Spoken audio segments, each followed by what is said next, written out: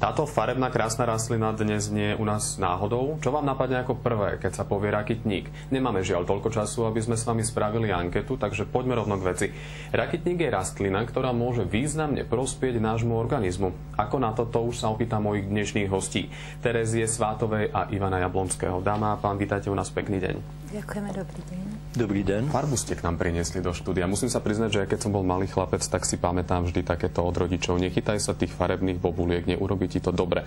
V tomto prípade je to niečo úplne opačné. Ak sa nenahnevate, ja dám hneď slovo pánovi Jablonskému. Rakitník má ale dlhú históriu už.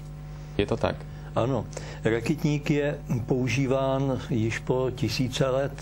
Nejstarší zprávu dochovanou máme od doby Alexandra Makedonského, který dobyl Asii díky tomu, že svým vojákům vedle toho, že měl dobrou strategii, podával i rakitník. A nejen jim, ale i koním. A to jméno toho rakitníku v latině vlastně spojuje dva výrazy kůň a lesk. To znamená, že prospívala i srst toho koně, když pravidelně konzumoval ten rakitník. Až postupem času se přišlo na to, které účinné látky jsou obsaženy v plodech a zvláště potom v semenech.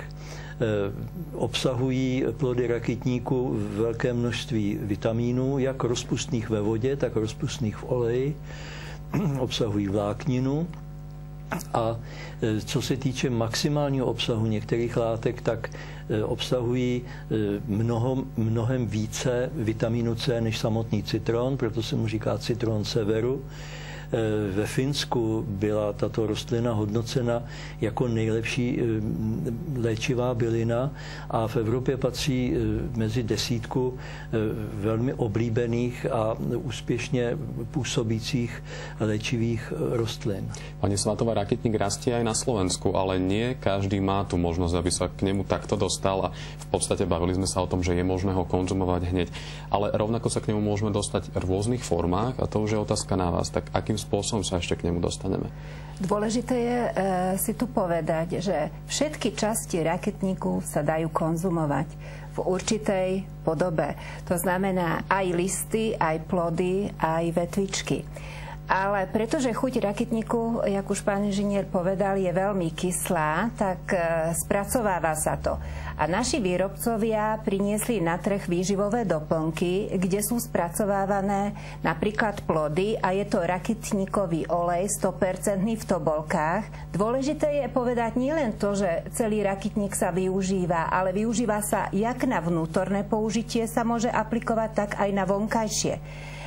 Napríklad rakitníkový olej, ktorý sa získava z plodov a zo semien, sa používa na vonkajšie použitie u dlhodobo ležiacich pacientov, ktorí majú problémy s pokožkou. Ďalej na rôzne ošetrenie, na popáleniny, na omrzliny.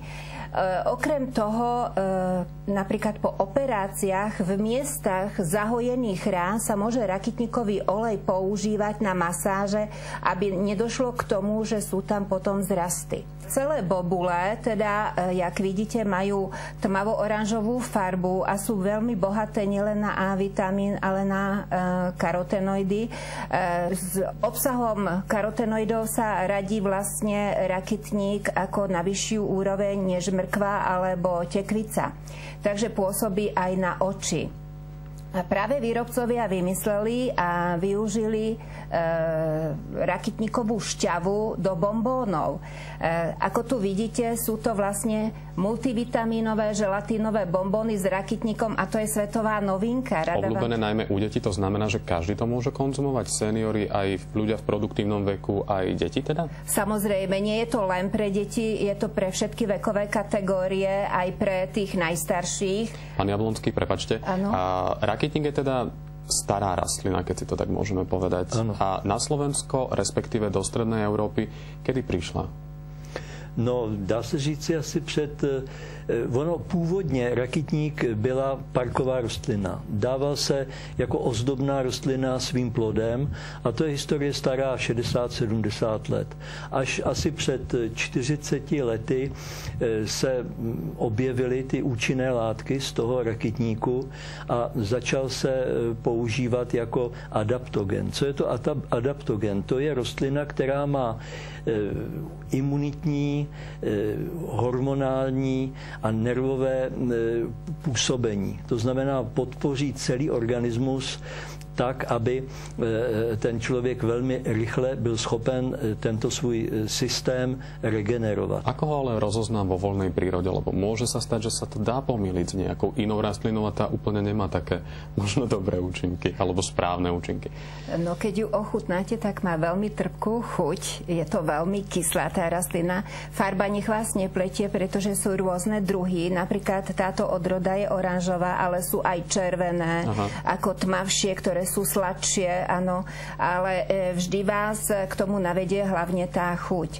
A musím povedať, že keď sa chcete ísť pozrieť, tak na Slovensku v Tvrdošovciach práve teraz majú prvú úrodu z rakitníku. Sú to veľkoplantážne polia, kde sa prvýkrát urodil rakitník rešetliakový, a to v biokvalite, a chystajú sa z toho robiť biošťavy, čaje, áno, ktoré budú vhodné pre všetky 3 generácie.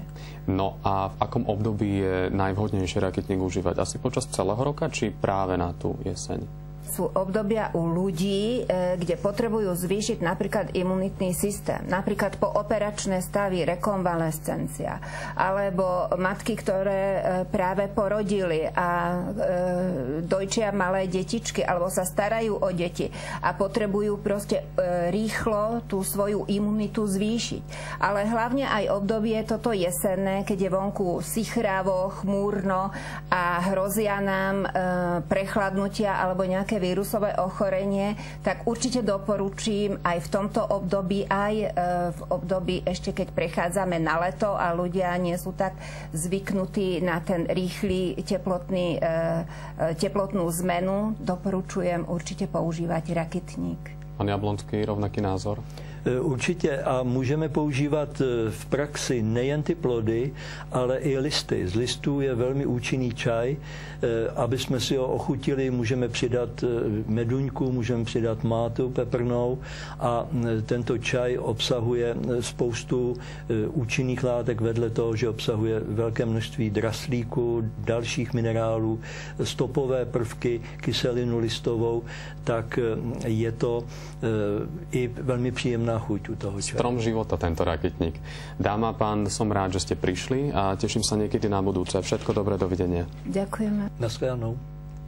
O účinkoch rakitníka som sa dnes zhováral s Tereziou Svátovou a Ivanom Jablonským. Chcete vedieť viac? Zostaňte s nami.